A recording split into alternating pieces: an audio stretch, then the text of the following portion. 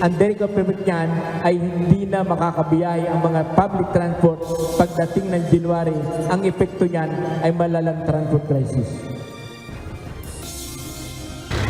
Transport crisis sa 2024, ibinabala ng piston at ng kilusang Mayo 1, bunsod ng mga jeep na mawawala ng prangkisa dahil sa PUV modernization program.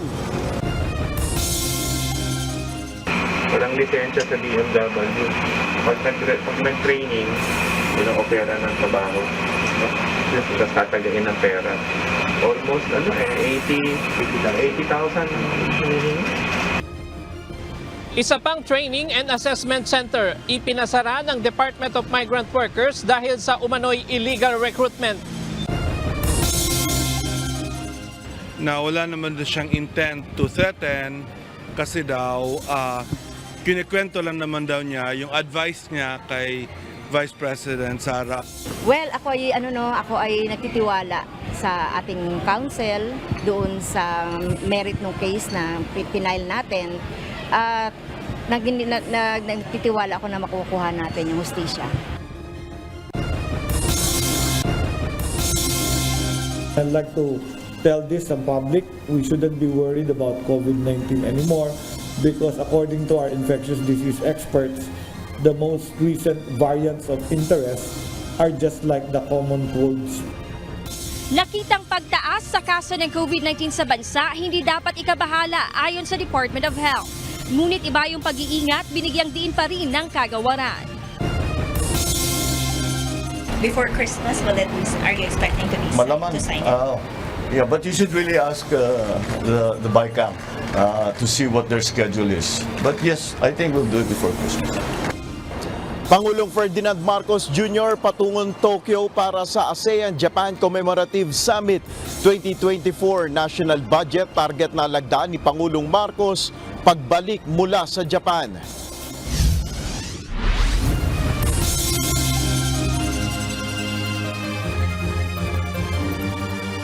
Magandang hapon Pilipinas at sa buong mundo. Una sa ating mga balita. Nakaalis na ngayong hapon patungong Tokyo, Japan si Pangulong Ferdinand Marcos Jr. upang dumalo sa Commemorative Summit ng Association of Southeast Asian Nations o ASEAN at ng Japan. Samantala, nagbigay naman ng posisyon ng Pangulo ukol sa isinusulong na pagrebisa o pag-amyenda sa konstitusyon. Mula sa Tokyo, Japan, ito ang balita ni Nel Maribuhok, live. Nel, sinusuportahan ba ni Pangulong Marcos ang muling pagsusulong ng charter change ng Kamara? Yes, Monica, sinabi ni Pangulong Ferdinand Marcos Jr. na kung pag-aaralan muli ang pag-amyenda sa 1987 Constitution, dapat tumutok ito kung paano makakahikayat sa mas marami pang maaring mamuhunan sa Pilipinas.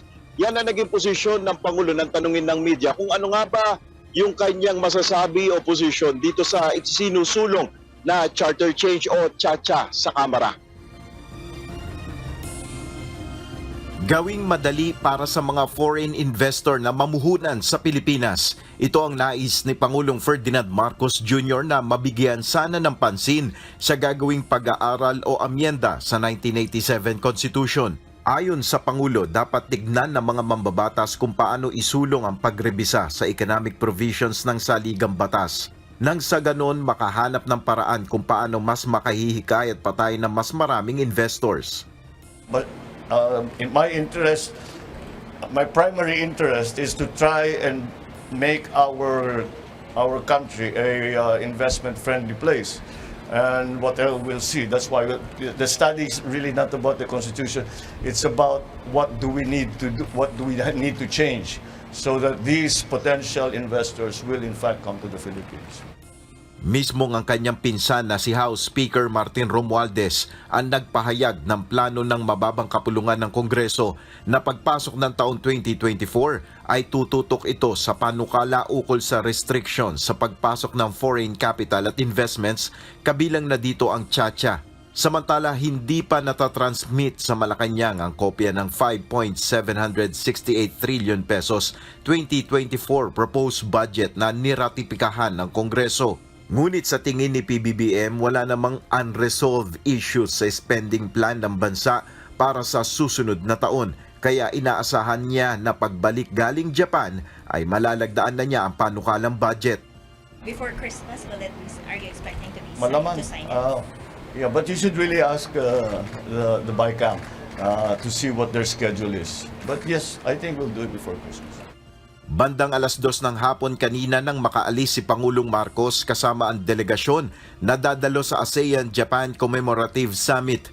Ilang pagpupulong ang dadaluhan ng Pangulo sa Tokyo, Japan, kabilang na dito ang inaasahang pagharap niya kay Japanese Prime Minister Fumio Kishida. Sa kanyang pre-departure speech, ipinahayag nito na bibigyang halaga niya sa pulong ang magandang relasyon ng ASEAN at Japan sa iba't ibang larangan at usapin, kabilang na ang seguridad at kalakalan. I will highlight that the ASEAN-Japan relationship has inexorably evolved and progressed over the past 5 decades, particularly in shared commitments towards peace and security, trade and investment, food security, climate action, energy security, supply chain resilience, infrastructure development, and now connectivity. Makikipagpulong rin ang Pangulo sa ilang Japanese investors kung saan hihikayatin niyang mamuhunan ang mga ito sa renewable energy sector sa Pilipinas. Monica, bandang mga alas 7 pa ng gabi dito sa Japan, inaasahan ng pagdating ng Pangulo at ng delegasyon o alas 6 naman ng gabi dyan sa Pilipinas. Ang unang schedule ng Pangulo ay magaganap pa bukas sa isang gala dinner na inihanda ng Japanese Prime Minister at linggo naman ang formal na pagsisimula naman ng ASEAN-Japan Commemorative Summit. At patuloy tayong tututok sa mga magaganap na pagpupulong ni Pangulong Marcos at maging itong formal opening na magaganap ni Monica. Maraming salamat, Nel Marbuhook, live na nag-uulat mula sa Japan.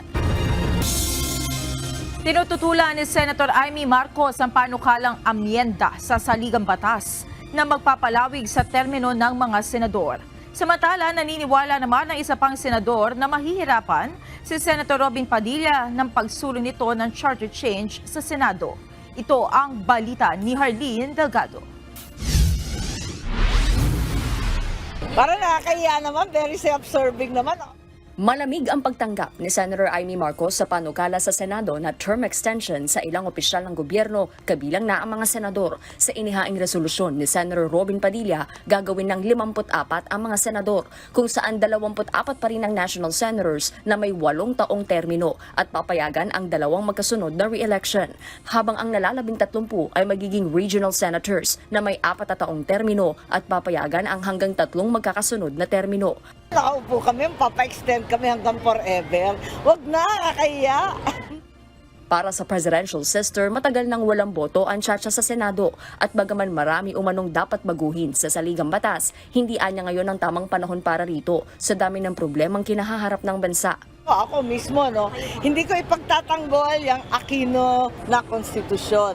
Siyempre, Marcos ako, maraming provision dyan, talagang sinasabi, paghihigante, paninigurado na wala ng Marcos na uupo, may mga ganon na haka-haka. So, manggagaling sa akin na ipagtanggol yung konstitusyon, parang ang labo. Pero ang totoo, hindi talaga napapanahon. Naniniwala rin si Senator Cynthia Villar na mahihirapan si Senator Padilla na isulong ang pag-amyenda sa political provisions ng saligang batas. Medyo mahirap yun sa Senado. I think he will have a hard time, but we'll see. Marami siyang ideas. Tayo, matagal na tayong senador, pamilya namin. You don't do something na ayaw ng tao as a policy. So we will see if the people will accept it. Bagaman pareho nang may magsusulong ng tiyatsa sa Senado at Kamara, naniniwala pa rin si Senator Villar na hindi magiging madali ang muling pagtulak sa panukalang amyenda sa saligang batas. Tingin niya, hindi lang ang economic provisions ang magagalaw kapag muling pinag-aralan ng konstitusyon. Pagbukas mo niyan lahat, tatamaan yan. Siyempre ang Senado, hindi kami sa charter change kasi hindi naman gusto yan ng ating general public. It has been noted in all the research na ayaw nila ng charter change. Basta ayaw ng tao, ayaw ko. Ang masusunod yung ating mga kababayan, kung ano gusto nilang mangyari sa ating bayan. Sa ngayon, naka-adjourn na ang sesyon sa 2 kapulungan ng Kongreso at magbabalik sa January 22, 2024. Jorlene Delgado, UNTV News and Rescue. Diyos ang aming sandigan, serbisyo publiko ang aming pinahahalagahan. Tiniyak ni House Speaker Martin Romualdez na may sapat na pondong nakalaan para sa mga lokal na pamahalaan sa 2024 proposed national budget.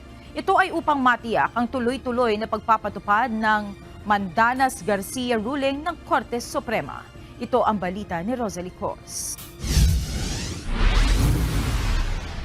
The House of Representatives crafted the 2024 budget to bring about balanced development, propagating progress not just in urban areas but across the archipelago, and not just in urban areas but throughout the country, so that every Filipino from the northernmost provinces to the southernmost islands can thrive with peace and abundance. Tuloy ang pagkakaloob ng serbisyo publiko ng mga lokal na pamahalaan sa kanilang mga nasasakupan. Sa pagharap ni House Speaker Martin Romualdez sa local and national officials na dumalo sa awarding ng Seal of Good Local Governance kagabi, tiniyak nito ang pagkakaroon ng sapat na pondo ng local government units sa ilalim ng 5.768 trillion peso 2024 proposed national budget. Dagdag pa ng liderato ng Kamara, binalangkas ang pambansang budget sa pamaraang magkakaroon ng balansyadong pag-unlad hindi lamang sa urban kundi maging sa rural areas. Mayroon din anyang sapat na pondo para sa tuloy-tuloy na pagpapatupad ng Mandanas-Garcia ruling ng Korte Suprema. Desisyon itong inilabas ng kataas-taasang hukuman kaugnay ng petisyong kumukwestiyon sa kung papaano ang kompyutasyon ng Internal Revenue Allotment o income share ng mga lokal na pamahalaan. Nakapaloob dito ang pagkakaroon ng mas malaking bahagi ng pondo ng mga local government unit. It also contains provisions for the effective implementation of the Mandanas ruling, ensuring that local governments have the resources that they need for undertaking the reforms at the local level. Ayon sa liderato ng Kamara, inaasahan ang pagpirma ni Pangulong Bongbong Marcos Jr. sa panukalang pambansang pondo sa mga susunod na araw. Rosalie Cos, UNTV News and Rescue. Diyos ang aming sandigan, serbisyo publiko ang aming pinahahalagahan. Inumpisahan na ng Department of Agriculture ang pamamahagi ng ayuda sa mga magsasaka mula sa nakolektang taripa sa importasyon ng bigas.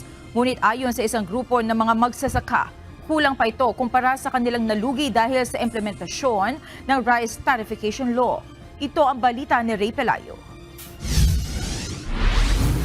Na itong ating ayuda ay nakahanda na anytime ay pwedeng ma-receive at inaatasan niya yung ating mga regional field offices para po maibigay ng maayos sa lahat ng ating eligible rice farm.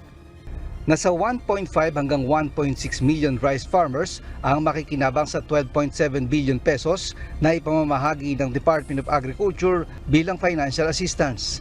Para ito sa mga nagsasaka ng 2 hektarya pababa kung saan tatanggap ng tig 5,000 piso. Ang pondo ay galing sa nakolektang taripa sa importasyon ng bigas noong pang taong 2022. Sobra na ito sa 10 bilyong piso na inilaan naman sa Rice Competitiveness Enhancement Fund o RCEF. Ang programa ay ayon sa Rice Tarification Law na inumpisang ipatupad noong 2019. Ayon naman sa Federation of Free Farmers, delayed man daw ang distribusyon ng ayuda ay makatutulong na rin ito sa mga magsasaka. Pero kung tutuusin nila ay hindi ito sapat para tumbasan ang halagang nawala sa kanila dahil sa pagluwag ng importasyon ng bigas. Ayon sa chairman ng grupo na si Leonardo Montemayor, lugi ang mga magsasaka ng nasa 15,000 piso bawat hektarya. So kung maka 2 harvest ka, let's say irrigated ang palayan mo, twice a year ka umaani, ang lugi mo 30,000. So malaki po yan. That's about 20 to 25% ng income mo ang nababawasan because of the flooding by imports. Nasa 3 milyong metriko tonelada ng bigas ang inangkat ngayon ng Pilipinas sa bansa. Mangangahulugan ito ng panibagong batch ng mga ayuda para sa mga magsasaka mula sa taripa. Ray Pilayo, UNTV News and Rescue, Diyos ang aming sandigan, serbisyo publiko ang aming pinahahalagahan. Ipinahayag ni National Economic Development Authority o NEDA Secretary Arsenio Balisacan na inirekomenda ng board na palawigin ang pagpapatupad ng Reduced Most Favored Nation o MFN tariff rate sa mga pangunahing commodity hanggang December 31, 2024. Partikular na ang bigas, mais at karne. Ito ay upang matiyak ang sapat na supply ng agricultural commodities at panatilihin ang abot-kayang halaga ng mga produkto. Inaprubahan ito ni Pangulong Bongbong Marcos Jr. December 29, 2022, nang lagdaan ng Presidente ang Executive Order No. 10 na nagpapalawig ng reduced tariff rates hanggang December 31, 2023. Rerepasuhin naman ang proposed extension ng reduced tariff sa mga produktong ito kada 6 na buwan. The board endorsed the proposed executive order to extend the Reduced Most Favored Nation or FMN tariff rates on selected commodities covered under Executive Order No. 10 Series of 2022, including pork, corn, and rice, until December 31, 2024. Thus, the tariff rates for pork will remain at 15% in quota and 25% out quota. Corn at 5% in quota and 15% out quota. And rice at 35% for both in quota and out quota for the extended period.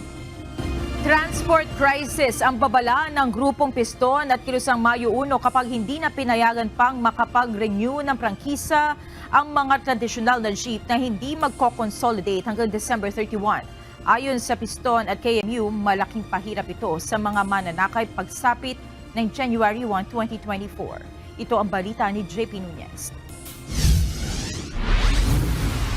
Ang very perfect niyan ay hindi na makakabiyay ang mga public transport pagdating ng January. Ang epekto niyan ay malalang transport crisis. Pahirapan sa pagsakay. Ito umano ang sasalubong sa mga commuter ng jeep pagbalik galing sa mahabang bakasyon o long holiday. Ayon sa transport group na Piston, inaasahan na nila ang malawakang transport crisis lalo na sa National Capital Region kung saan malaking porsyento pa ng mga PUJ ang hindi magko-consolidate.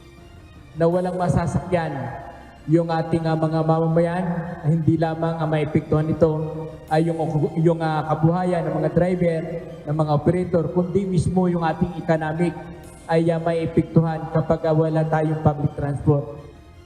Ayon naman sa Kilusang Mayo 1, dagdag pasanin na naman sa publiko ang pasya ng pamahalaan na wag i-renew ang prangkisa ng mga jeep na hindi makakasunod sa modernisasyon. Paliwanag ni Jerome Adonis, Secretary General ng grupo, mapipilitan ang mga manggagawa na lumipat ng ibang mode of transportation gaya ng taxi, bus o TNVS para lang makapasok sa trabaho. Ngunit alam naman ng lahat na di hamak na mas malaki ang bayad sa mga ito kumpara sa jeep, kaya malaking kabawasan na naman ito sa kakarampot na kita nila. Meron pong mahigit 41,000 na traditional jeep. More than 30,000 ang hindi pa nagko-consolidate. Ang ibig sabihin, lahat yan kolorong by January. And therefore, ang magiging problema, walang masasakyan yung mga manggagawa na papasok sa trabaho at saka uuwi. Samantala, kumpiyansa naman ang Department of Transportation na hindi magkakaroon ng transport crisis sa susunod na taon. Ayon kay DOTR Undersecretary for Planning Timothy John Batan, sa NCR ay mayroon ng mga consolidated entity sa halos lahat ng ruta. Ibig sabihin may sapat ng bilang ng mga masasakyan ang pasahero sa kada ruta sa NCR. Mataas na rin umano ang consolidation rate sa probinsya at kakaunti na lang ang nanganganib na maging kolorum. Sakaling kapusin pa rin ng masasakyan ang mga pasahero, pwede namang mag-issue ng special permit ang Land Transportation Franchising and Regulatory Board. Nakita na po ng LTFRB na ang mga major routes po natin ay meron ng mga consolidated operators at handa rin po ang ating LTFRB na mag-issue ng special permits at mag-deploy ng mga additional na mga units doon po sa mga lugar na kung sakali man po ay kukulangin ng serbisyo. Ayon sa grupong Piston, habang hindi pa rin binabawi ng pamahalaan ang 2017 Omnibus Franchising Guidelines at nakaamba pa rin ang deadline ng consolidation sa December 31, patuloy silang magsasagawa ng mga welga at tigil pasada sa mga susunod na araw. Hindi matatapos ngayong araw, kundi magkakaroon muli ng mga paghahanda sa mga susunod na mga pagkilos. Sabi nga natin, hindi lang rally ang gagawin natin, kundi nagpe-prepare tayo sa isang mas malaki pa na transport strike. Kahapon nagpulong sina Land Transportation Franchising and Regulatory Board Chairperson Chofilo Guadis III at Floranda. Dito napagkasundo ang papayagan ng LTFRB na i-rehabilitate ang mga tradisyonal na jeepney para makapasa sa requirements ng modernization program ng pamahalaan. JP Nunez, UNTV, News and Rescue. Diyos ang aming sandigan, serbisyo publiko ang aming pinahahalagahan. Itinakda na ng Piston at Manibela ang kanilang sanib puwersang tigil pasada sa susunod na linggo. Ayon kay Manibela President Marval Buena, tuloy ang transport strike sa Lunes, December 18 hanggang 29. Nagbanta pa itong baka umabot pa ang kanilang protesta hanggang sa pagpapalit ng taon. Walang namomonitor na anumang seryosong banta sa seguridad ng bansa ang pambansang pulisya ngayong holiday season. Gayunman, simula ngayong araw, itinaas na ang full alert status ng Philippine National Police ang kanilang pag-alerto sa buong bansa para masiguro ang kaligtasan ng publiko. Ito ang balita ni Leia Ilagan. Ipinaalala po ng ating Chief PNP sa ating mga regional directors na sila po ay lumabas sa kanilang mga kampo at bisitahin, mag-conduct po ng mga random inspection. Ngayon pa lamang ay inaasahan na ang pagdagsa ng publiko sa mga pasyalan at pamilihan, lalo na sa mga tiyangge. Kaya ang Philippine National Police itinaas na ang pag-alerto sa full alert status sa buong bansa. Nais nilang masiguro ang kaligtasan ng publiko laban sa mga mapagsamantala ngayong holiday season. Ayon kay PNP Public Information Office Chief Police Colonel Jean Fajardo, nasa 39,000 na PNP personnel ang kanilang ipapakalat sa buong bansa. Maliban pa dyan ang mga tauhan ng Armed Forces of the Philippines, Philippine Coast Guard, Metropolitan Manila Development Authority at force multipliers mula sa mga local government units na tutulong din sa pagbabantay. At this point in time po ay ang PNP po ay in the mode po ng strengthening po yung mga security measures and precautionary measures di lamang po sa mga terminal, lalong-lalo na po doon sa mga areas na alam po natin na dinadagsa po ng ating mga kababayan. Bagamat wala silang namomonitor na seryosong banta para sa seguridad ng holiday season, nakakalat na ang kanilang mga tauhan sa mga matataong lugar gaya ng pamilihan, bus terminals, airports at seaports. Tuwing ganitong panahon kasi, karaniwang nananamantala ang mga hold-upper, salisigang, pickpocketers, budol-budol gang at iba pang mga petty crimes. Kaya naman, para maiwasan ito, ang PNP magdideploy ng mga nakasibilyang pulis sa mga matataong lugar. Hindi lamang po yung mga naka-uniforming police ang ating i-deploy, pati na rin po yung ating mga plainclothes police officers ay i-deploy na po natin. May guidance din po yung ating Chief PNP kung sa tingin po ng ating mga field commanders ay kailangan po silang mag-adjust ng oras ng deployment po ng ating mga personnel. Let's say marami na po tayong nakikita ngayong night market, ay kailangan po silang magdagdag po ng ating mga police personnel na i-deploy during night markets. Paalala ng PNP sa publiko, maging mapagmasid at alerto kapag nasa matataong lugar o pamilihan. Huwag na magsuot ng mamahaling alahas at magdala ng mga gadgets. Itagong mabuti ang pera upang hindi makaakit sa kriminal. Bukod dyan, pinag-iingat din ng PNP ang publiko sa mga scammers online. Karamihan aniya sa mga ito ay nag-aalok ng mga libre o murang mga gadgets, subalit hindi pala ito totoo.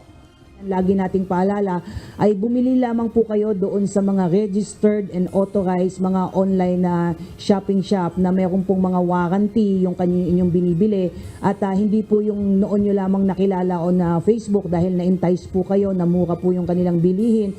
Tapos pa ang requirements po ay full payment kaagad na hindi nyo kilala. So mag-ingat po tayo para hindi po tayo mabiktima nitong naglipa na pong mga cyber criminals.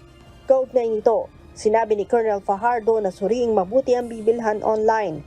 Piliin ang cash on delivery upang masigurong hindi may tatakas ng scammer ang mga perang pinaghirapan nyo. Leia Ilagan, UNTV, News and Rescue. Diyos ang aming sandigan, serbisyo publiko ang aming pinahahalagahan. Narito naman ang mga balitang nakalap ng UNTV News Global Correspondents na ihahati ni Jack De Ocampo mula sa Chester, United Kingdom.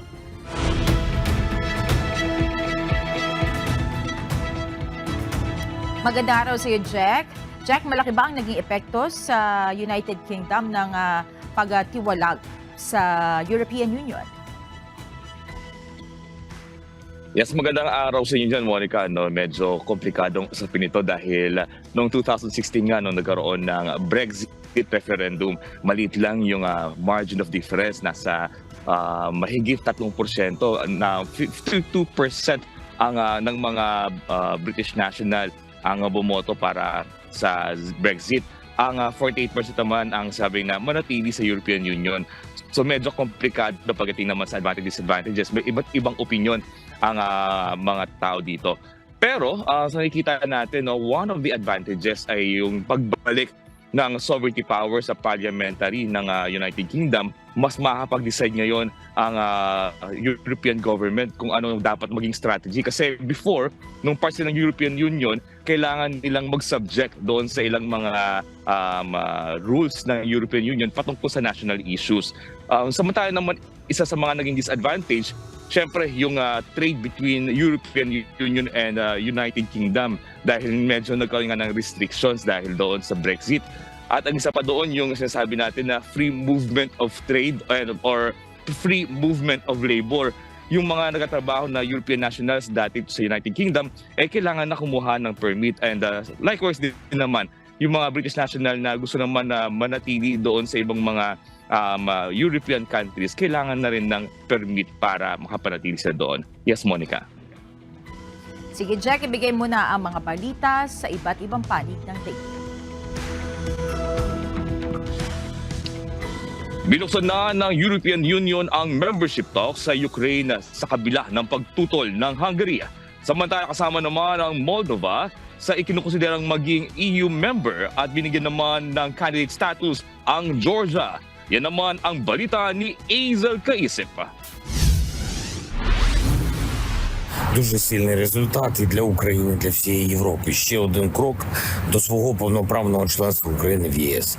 Isang tagumpay para sa Ukraine at Europe ang desisyon na buksan na ang membership talks upang makapasok sa European Union o EU ang Ukraine. Unanimous ang agreement na ito ayon kay Charles Michel, spokesperson ng European Council. Tinutulan naman ng Hungary ang pagsisimula ng pag-uusap sa Kyiv, subalit hindi naman ito nagdeklara ng veto sa hakbang. Ayon pa kay Hungarian Prime Minister Viktor Orban, ang pagiging miyembro umano ng Ukraine sa EU ay isang maling desisyon. Ikinatuwa naman ni Ukrainian President Volodymyr Zelensky ang hakbang na ito ng EU at magiging vital din ang desisyon na ito sa lahat ng EU countries. Today's decision on opening accession negotiations is also vital for all those people in EU countries who believe that Europe can avoid falling back into old times of endless, fruitless disagreements between capitals.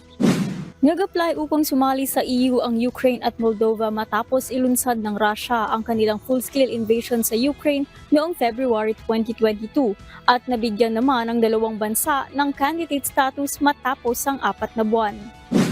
Ayon naman kay Moldovan President Maya Sandu, isang malaking karangalan ang lumakad kasama ng Ukraine sa layuning makasali sa EU. Dagdag pa ni President Sandu, nagkaroon ng panganib sa Chisinau ang Kapitolyo ng Moldova nang magbanta umano ang Russia na agawin ang kapangyarihan nito. Aniya, nararamdaman na ng Moldovans ang mainit na pagtanggap ng Europe sa bansa. Ang pag-uusap ukol sa pagsali sa EU ay maaaring abutin ng ilang taon, kaya naman hindi garantiya ito na magiging miyembro na ang Ukraine. Ang mga nagnanais sumali ng EU ay kinakailangang magpasa ng iba't ibang pagreforma sa bansa upang masundan ang standards na hinahanap ng organisasyon.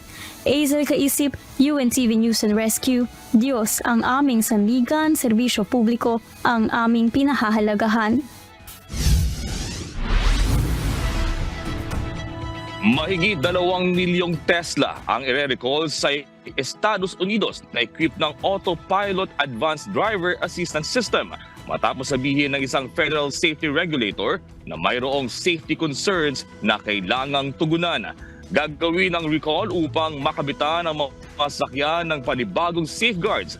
Mahigit 2 taon nang iniimbestigahan ng National Highway Traffic Safety Administration o NHTSA ang Tesla upang malaman kung ang electric vehicle ba ay sinisiguradong atentibo ang drivers ito kahit na gumagamit ng autopilot.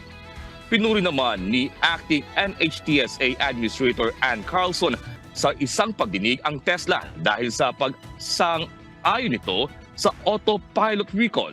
Nagsimula ang safety probe ng NHTSA nang maitala ang ilang aksidente habang gamit ang autopilot. Sa ngayon, hindi pa sumasagot ang Tesla kung ang pagre-recall ba ay gagawin din sa ibang bansa.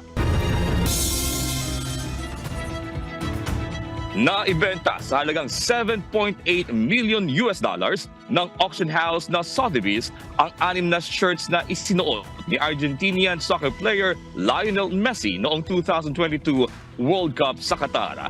Tinagurian itong pinaka-valuable na sporting memorabilia na nai-auction ngayong taon. Kabilang dito ang sinuot ni Messi sa first half ng finals laban sa France sa World Cup. Historical din ang mga shirt na ito dahil nakuha ng Argentina ang kampyonato sa 2022 World Cup. Ang jersey naman ni Michael Jordan ang may hawak na world record ng highest price paid para sa game-worn sports memorabilia item sa halagang $10.1 million noong nakaraang taon. 2 sospek ang inaresto at kinasuhan matapos masangkot sa pagkakasakit ng 7 estudyante sa Virginia, USA dahil sa pagkain ng gummy bears nang mula sa isang bag na nag-positive sa fentanyl. Patuloy pa rin ang investigasyon ng mga otoridad sa pangyayari at dinala sa laboratory ang residue mula sa bag para sa karagdagang pagsisiyasan. Ito ang balita ni Arolyn Quijano. Nagkasakit ang 7 estudyante mula sa Central Elementary School sa Amherst, Virginia, USA matapos kumain ng gummy bear mula sa isang plastic baggie na kalaunan ay nagpositibo sa fentanyl, ayon sa Amherst County Sheriff's Office noong araw ng Miyerkules, December 13. Nakaranas ang 7 4th graders ng mga sintomas kabilang ang pagduduwal, pagsusuka, pananakit ng ulo at muscle spasms na kaya naman agad dinala ang mga ito sa ospital.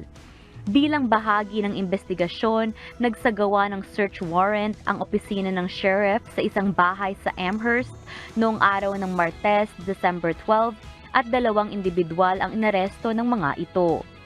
Kinilala ang unang suspect na si Clifford Duggan na nakasuhan ng walang bond ng felon sa pagmamay-ari ng firearms, delinquency at pang-aabuso sa isang bata ayon sa jail records.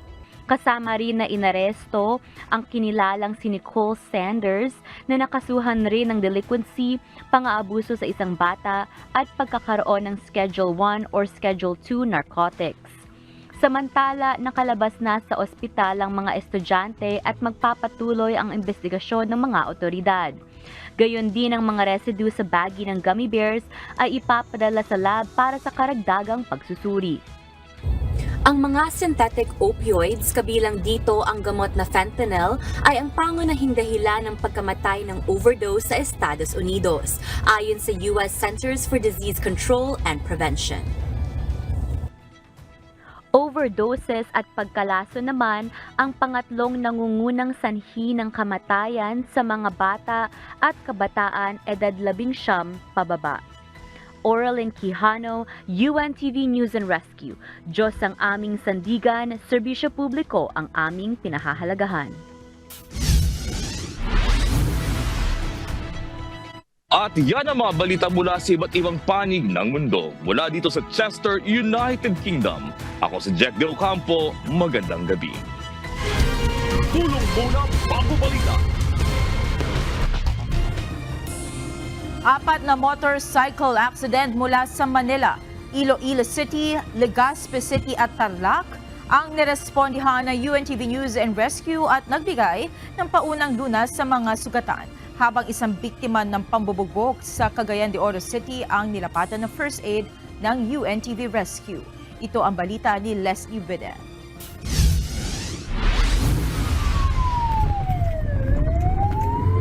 Monitor nyo lang team yung BS ni sir. Then proceeding nyo tayo sa hospital, 5 minutes. Tanong nyo kung kamusta yung paghinga ni sir.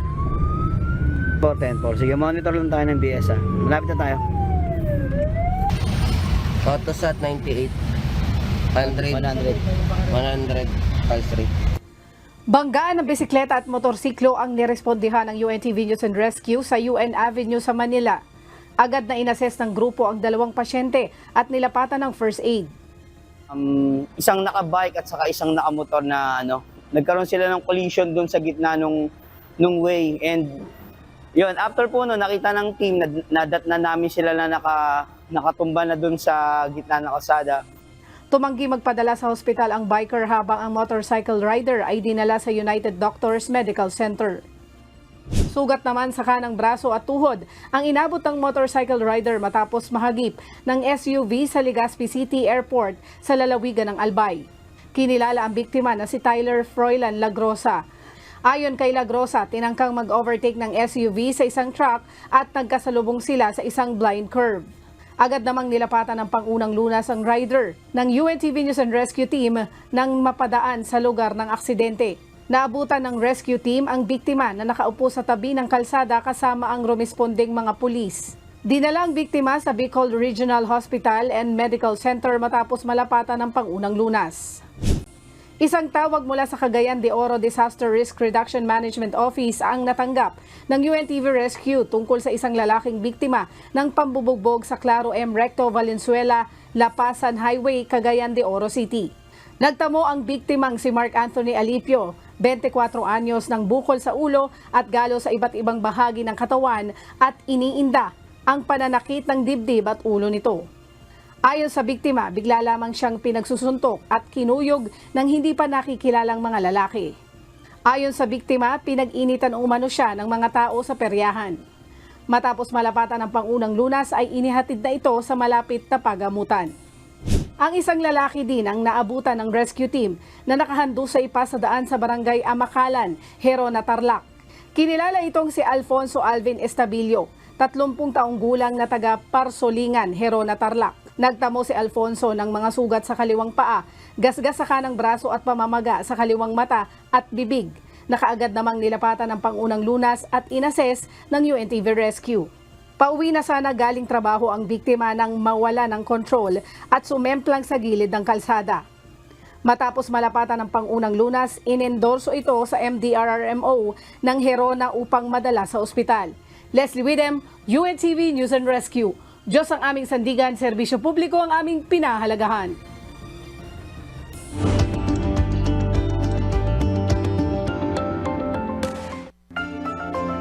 Bahing ng bahing. Isa ito sa sintomas ng pagkakaroon ng allergic rhinitis at ang pagsasawalang bahala o hindi pagbibigay ng pansin sa tamang management nito ay maaaring mauwi sa other health condition. Ito ang balita ni Kichi Cipriano.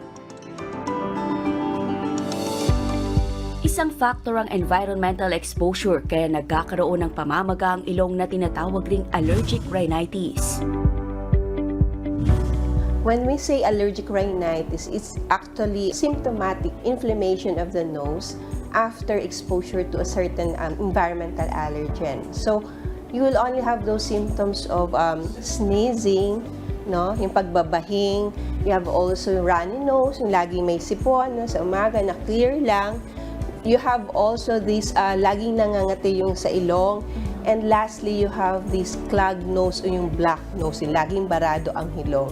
So yung mga yun, yung mga symptoms usually after mo ma-expose sa certain allergens sa ating paligid, and after that, nagre-react lang yung ating ilong sa kanila. Kaya meron kang mga simptomas ng katulad ng mga ganon. Pinapayo na hanggat maaari ay may patingin agad sa doktor kung nakakaranas ng mga sintomas ng allergic rhinitis. At kung may family history naman, ay maaaring magpa-allergy test na habang bata pa upang hindi na humantong pa sa other health conditions. So, sa ating mga kasambahay, so I want you to re-examine yourself. Baka meron po kayong mga symptoms of allergic rhinitis na hindi nyo lang masyadong iniinda, no? Not until later on, na complicated case na pala yan. Meron na kayong mga asthma na, no? Meron na kayong sinusitis, then that's the only time na makapagpa-check up kayo. And then, if you really have a very strong family history of allergies, it's better po as early as childhood, you prevent na the early development of allergies by not exposing yourself to these mga possible allergens. So, avoidance measures is very important. Alamin ang iba pang dahilan kung bakit nagkakaroon ng allergic rhinitis ang isang tao. Manood ng Doctors on TV ngayong linggo, alas 7 ng umaga, dito lang sa UNTV. Kichi Cipriano, UNTV News and Rescue. Diyos ang aming sandigan, serbisyo publiko ang aming pinahahalagahan.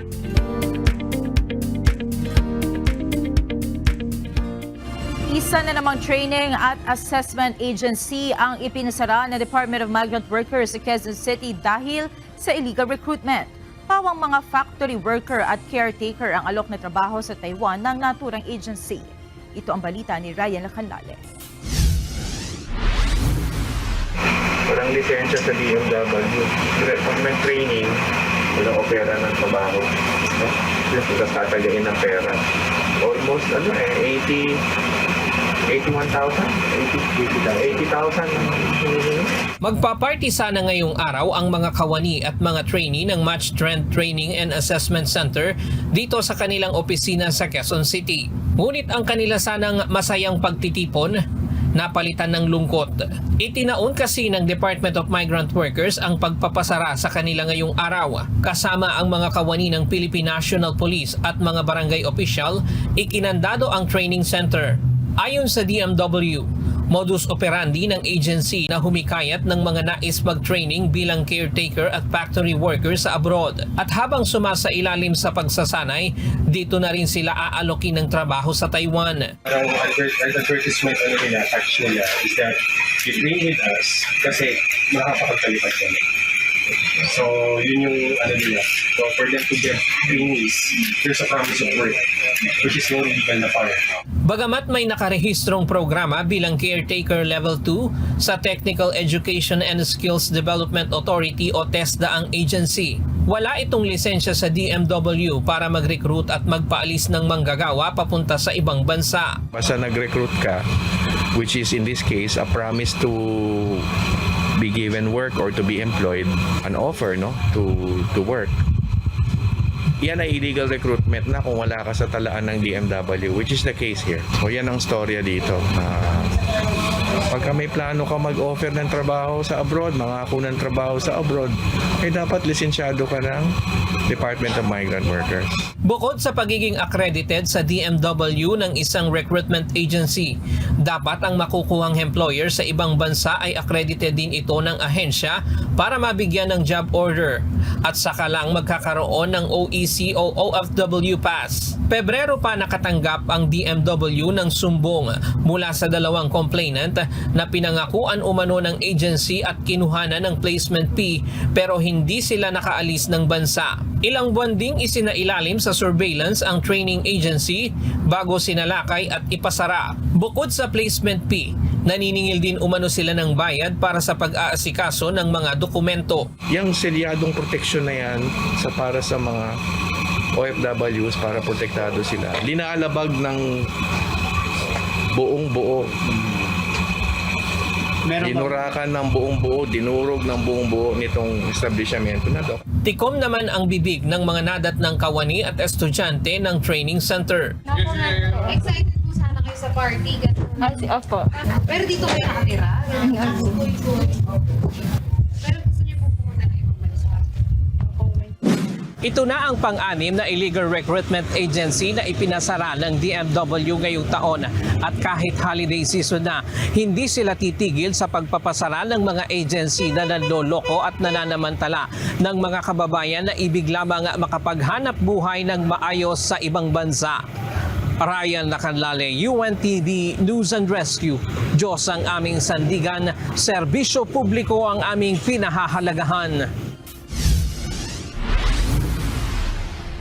Umabot na sa mahigit 400,000 turista ang bumisita sa bayan ng El Nido sa Palawan ngayong taon. Tiwala naman ang lokal na pamahalaan ng El Nido na tuloy-tuloy na ang kanilang pagbangon mula sa pandemic at nakaraang bagyong Odette. Ito ang balita ni Andy Pagayona. Tourist arrival po natin updated yung December from January to December 11. Umabot na po tayo ng nasa 475,858. Compare noong nakaraang taon, mas pataas naman pa kami ngayon. Tumaas na ang bilang ng mga turista na bumisita sa bayan ng El Nido ngayong taon kumpara sa nakalipas na taon.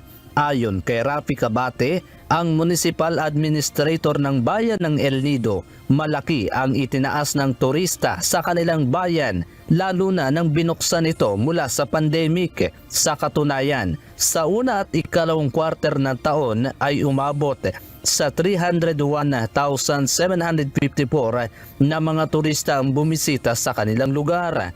Itong buwan naman umano ng July ay umabot sa 39,931, August 33,164, September 23,695. Sa buwan naman ng Oktubre ay nakapagtala ang LGU El Nido ng 30,132. Sa Nobyembre ay 39,078 at sa buwan ng Disyembre ay nasa 8,104 pa lang. Karamihan sa mga naging bisita ay mga local tourists, sinundan naman ng mga foreign tourists. Ang mga bisita mula sa domestic ay umabot sa 237,488 at sa foreign ay umabot sa 234,424. Bagamat bumaba ang bilang ng mga turistang bumisita ngayong buwan ng Disyembre sa bayan ng El Nido, ay tuloy-tuloy naman ang pagdating ng mga ito. Target ngayon ng local government unit ng El Nido na maabot nila sa taong 2024 ang 500,000 na mga bibisitang turista sa kanilang bayan. Dagdag pa ng opisyal, unti-unti pa lang din umalo ang kanilang pagbangon mula ng tamaan ng pandemic at kalamidad ang lalawigan ng Palawan. Medyo unti-unti na kaming bumabangon but not exactly na fully recovered na kami. So marami pa rin. May mga business pa rin kami na bumagsak noong time na yon. Sila naka-recover, ang iba hindi pa nakabalik dito. Andy Pagayona, UNTV News and Rescue. Diyos ang aming sandigan, serbisyo publiko ang aming pinahahalagahan.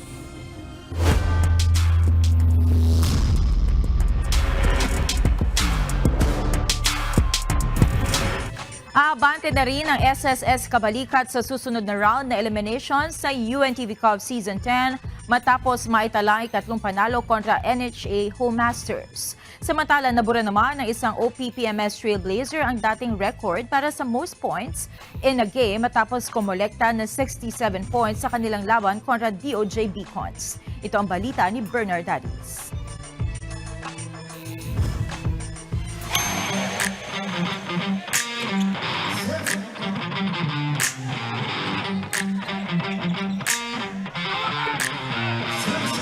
Giniba ng SSS Kabalikat ang NHA Home Masters para isecure ang ticket sa next round ng eliminations ng UNTV Cup Season 10.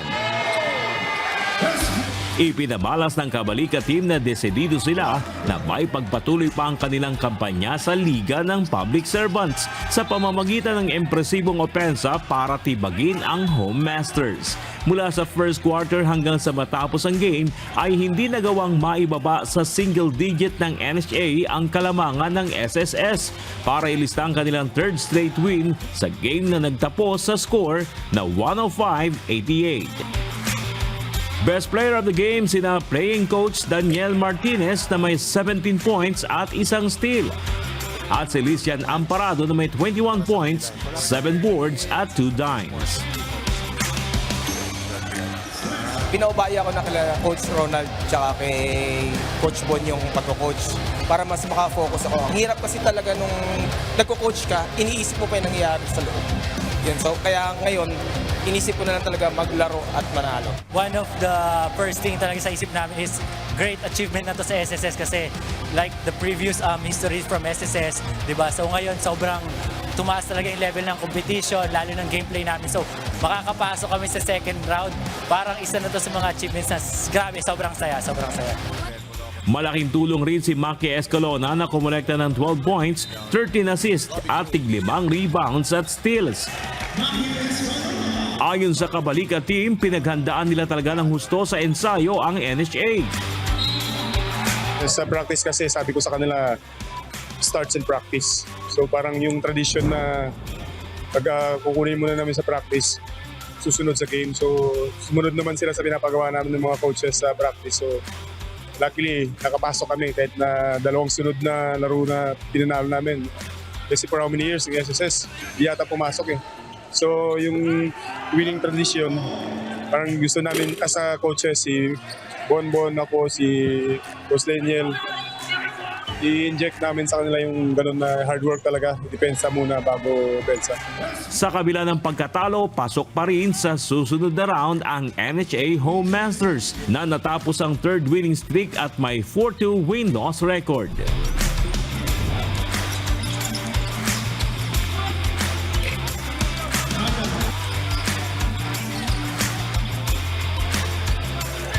Nabigo naman ang Comelec Vanguards na payukurin ng DNR Warriors sa kanilang diktikang bakbakan na nagtapos sa score ng 99-80. Subalit hindi ito naging madali sa DNR dahil halos dikit lang at nagawa pang umabante ng ilang beses ng Comelec noong first half. Subalit nakapag-adjust ang DNR pagpasok ng third quarter at hindi na pinayagang makahabol pa ang Comelec team. Nanguna sa opensa ng Warriors ang gentle giant na si Ed Rivera na kumamada ng 15 points, 16 rebounds, 5 assists at 2 blocks. Nung first half, ang bigat ng dating eh. Kaya nung second half, pinag-usapan namin na babawi kami. Sa ngayon ay may malinis na record na 5 panalo at wala pang talo ang DNR, habang ang Comelec naman ay may 1-4 win-loss record.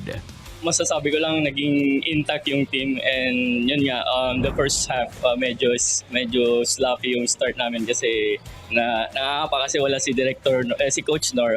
Buti nag-respond sila sa sa sinabi namin coaching staff regarding sa patience nila sa offense and also yung offensive rebound.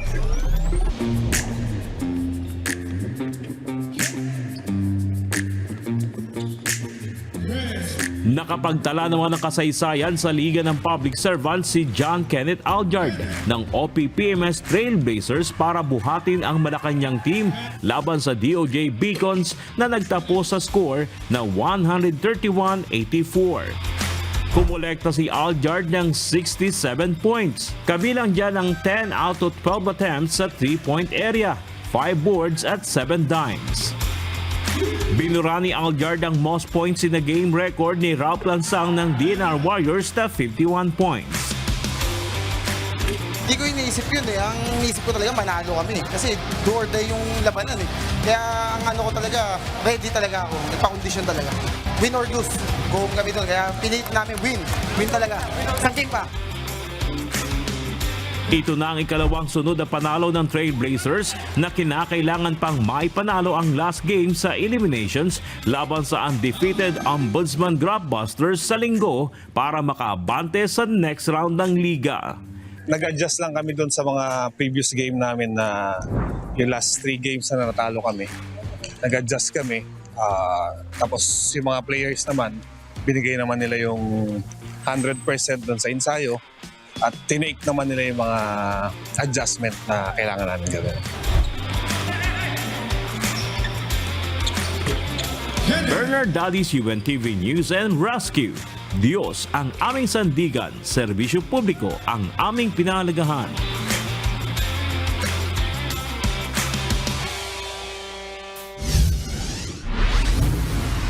Nagsumite na ng kanyang counter-affidavit si dating Pangulong Rodrigo Duterte kaugnay sa reklamong grave threats na isinampa laban sa kanya ni ACT Teachers Party List Representative Franz Castro. Pinabulaanan ng dating punong ehekutibo ang umunoy pagbabanta nito kay Congresswoman Castro at pinadidismiss din sa Office of the Prosecutor ng Quezon City ang reklamo. Ito ang balita ni Dante Amento. Dumating ulit yung dalawang abogado ni dating Presidente Duterte, kasama yung kanila, dala-dala yung counter affidavit. Hindi pa rin dumating sa huling pagdinig ng Quezon City Prosecutor's Office si dating Pangulong Rodrigo Duterte. Kaugnay ito ng reklamong grave threats na isinampa ni ACT Teachers Party List Representative Franz Castro laban sa kanya. Pero naghain ng kanyang counter affidavit ang dating presidente sa piskal ng Davao City at dinala ng mga abogado nito sa Quezon City. Sa kanyang kontrasalaysay, mariing itinanggi ng dating Pangulo ang paratang laban sa kanya at iginiit na walang batayan ang mga akusasyon. Nanindigan rin itong hindi siya nagbigay ng anumang pahayag na may layunin o intensyong magdulot ng pinsala o pananakit kay Castro. Bagkus binalikan o ikinwento lamang niya ang naging usapan nila ng kanyang anak na si Vice President Sara Duterte kaugnay ng issue sa panukalang confidential funds ng Office of the Vice President at Department of Education. Wala naman doon siyang intent to threaten kasi daw kinikwento lang naman daw niya yung advice niya kay Vice President Sara about ROTC, confidential funds. So yun, therefore, wala naman siyang threat actually kay Congressman Franz. So we of course made it very clear na that's not the case. Binigyang diin din ng dating punong ehekutibo, nagpahayag lamang siya ng pagkadismaya sa Communist Party of the Philippines dahil sa patuloy na pag-aatubili sa alok na usapang pangkapayapaan sa kabila ng anyay hospitality at pagkipag-kaibigan nito sa mga liderato ng grupo. Kaya naman hiling nito na i-dismiss na ng Prosecutor's Office ang reklamo laban sa kanya. Subalit ayon naman sa abogado ni Castro, taliwas dito ang pag-intindi nila sa naging pahayag ng dating Pangulo sa kanyang programa sa SMNI. Naka-apekto yon kay Congressman Franz, so kay Representative Franz na in fact na-threaten siya. And that is enough, we think, for moving the case. Naniniwala ang kampo ni Castro na magkakaroon ng resolusyon ang piskal pabor sa kanila. Inaasahan umano ang desisyon ng prosecutor sa Enero ng susunod na taon. Ako ay nagtitiwala sa ating counsel doon sa merit ng case na pinail natin. At nagtitiwala ako na makukuha natin yung hustisya. Kasabay ng hearing kanina ay nagkasigawan ang mga supporter ni na dating Pangulong Rodrigo Duterte at Representative Castro sa harap ng Quezon City Prosecutor's Office. Dante Amento, UNTV News and Rescue. Diyos ang aming sandigan, serbisyo publiko ang aming pinahahalagahan.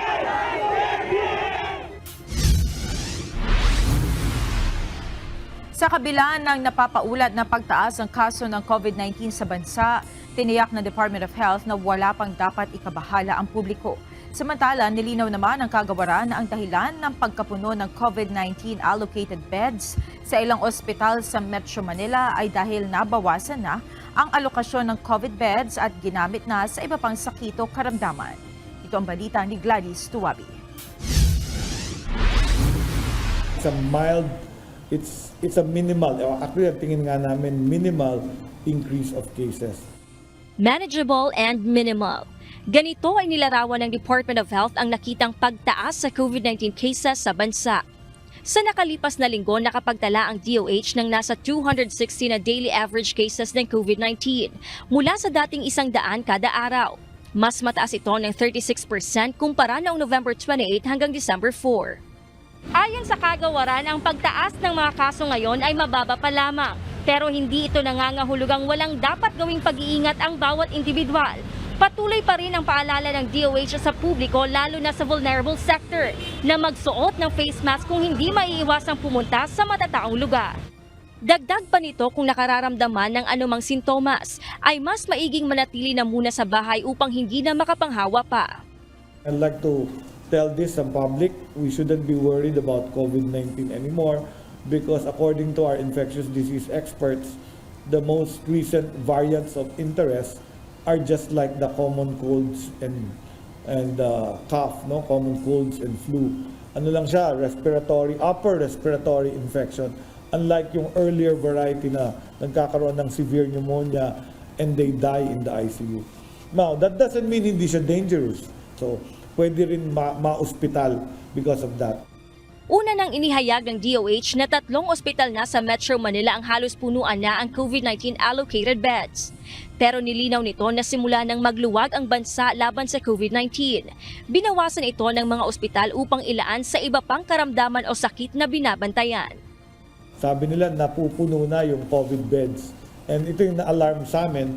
But you have to remember, nung inanalyze namin, nung kasing nawala na ang COVID, ang mga ospital, kinontean na lang yung kanilang COVID allocated beds. At dinamihan yung para sa iba, para sa mga may diabetes, may high blood, may sakit sa puso. So yung sinabing napuno na yung allocated. Pero that doesn't mean, konti pa rin yun. In our total statistics, it's still not as much higher than compared to the similar months last year. So let's have a more inclusive approach na lahat ng sakit bantayan natin. Kasunod ng muling pagpapatupad ng mask mandate ng Philippine General Hospital, ipinapaubaya naman ng DOH sa mga ospital at lokal na pamahalaan ang desisyong ibalik ang mask mandate depende sa magiging risk assessment nila sa kani-kanilang lugar para mabigyan ng dagdag proteksyon ang mga pasyente at ang kanilang office and medical staff. Samantala, sinabi ni Secretary Herbosa na hindi na sila humingi ng pondo para sa procurement ng COVID-19 vaccines. Sa halip ay tinanggap nito ang alok ng COVAX facility na monovalent XBB vaccine. So hindi kami nag-budget or ng new vaccines because the vaccines, remember, are still experimental. So we're awaiting their final registration before we will procure them, and even with the assessment of our health technology assessment. And we've been offered 1 million doses, and I'm accepting it from COVAX. I'm accepting it in tranches of 500,000 para magkaroon din tayo ng access. Ayon sa kalihim, ang mga bakunang matatanggap ay ibibigay sa at-risk population, ang matatanda at may comorbidities. Tinatayang aabot sa 70 milyong Pilipino ang nabigyan na ng kagawaran ng primary doses and booster shot bilang proteksyon laban sa COVID-19. Gladys Tuwabi, UNTV News and Rescue. Diyos ang aming sandigan, serbisyo publiko ang aming pinahahalagahan.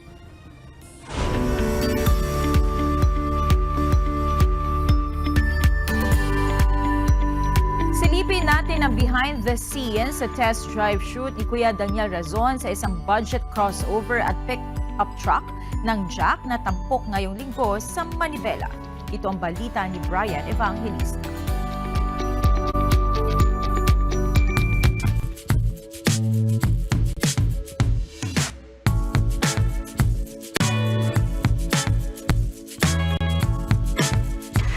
Kaya kita natin umulan umaraw, araw ng linggo ngayon pero nagtatrabaho ang ating Kuya Daniel. Abangan nyo dito sa Manibela. Susubukan nga ni Kuya Daniel Razon ngayong linggo ang isa sa top-of-the-line pick-up truck ng JAC dito sa KDR Adventure Camp, Orani, Bataan. Ito ang masaya sa Sunday shoot namin sa Manibela dahil nakakasama namin si Kuya Daniel habang nagre-review siya ng sasakyan. Ito na yata isa sa pinakamasaya dahil ang ganda ng view at talagang test drive ang aabangan nyo dito sa Manibela sa JAC T8 Pro. Ito ang aming executive producer at director. Basang-basa siya sa ulan. Kaya abangan nyo sa Manibela.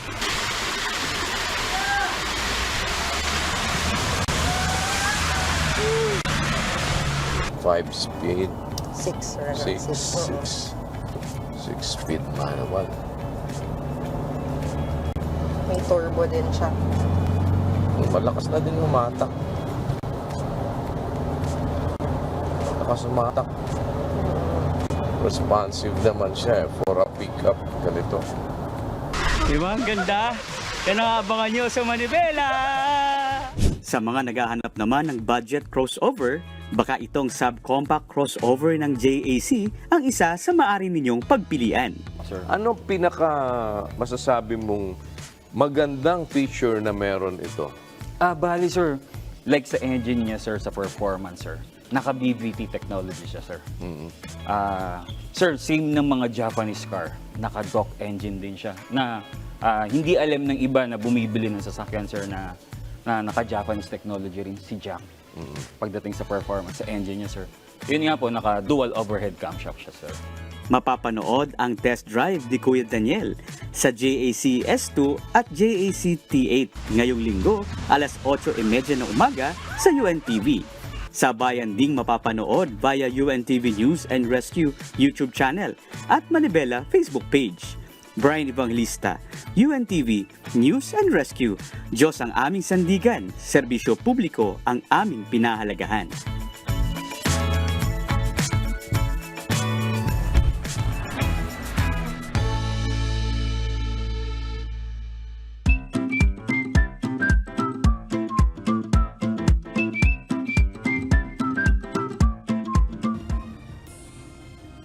Bago po muli tayo magtapos, ay mag-shoutout muna tayo sa ating mga naging kausi ngayong Payday Friday. Maraming salamat po sa pagsama kina at Fernando Bataan, Clarice Alikay Narcisa, Manny Montañez, Net Beronio Pangilinan, Melinda Repuyo at Riconet Malaluan. Narito naman ang salita ng Diyos na ating sandigan mula sa aklat ng Kawikaan 16:4. Ginawa ng Panginoon ng bawat bagay na ukol sa kanyang sariling wakas. Oo, pati na ng masama na ukol sa kaarawan ng kasamaan.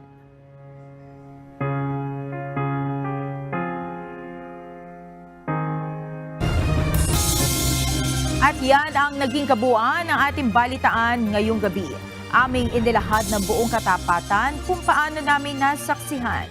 Kayo'y makapagtitiwala na ang aming nakita at narinig ang aming ibinabalita. At dito po sa UNTV, Diyos ang aming sandigan, serbisyo publiko ang aming pinahalagahan. Magandang gabi po at happy weekend.